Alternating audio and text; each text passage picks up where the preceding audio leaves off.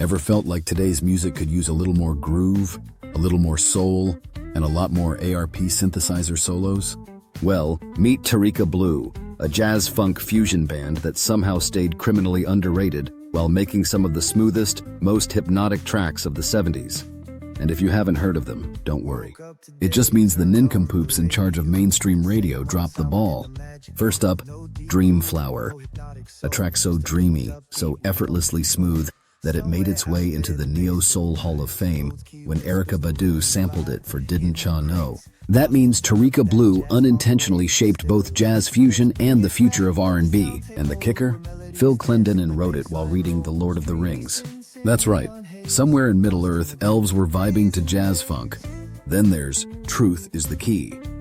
And honestly, if you're not listening to this track, you might just be living a lie. Irene Datcher's vocals float like silk over a ridiculously tight bass line, all while an ARP synth solo swoops in like it's got something to prove.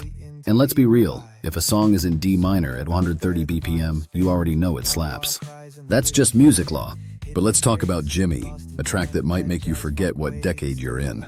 Two guitar gods, Ryo Kawasaki and James Mason, trade licks like they're passing around a secret funk formula. The groove is deep, the solos are nasty, and if your face doesn't scrunch up at least once while listening, you might just be a nincompoop.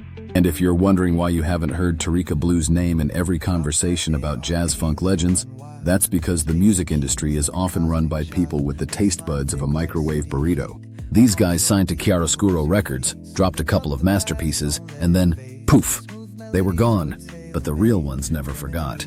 Now, thanks to reissues, crate diggers, and a whole new generation of musicians rediscovering their magic, Tarika Blue is finally getting its due.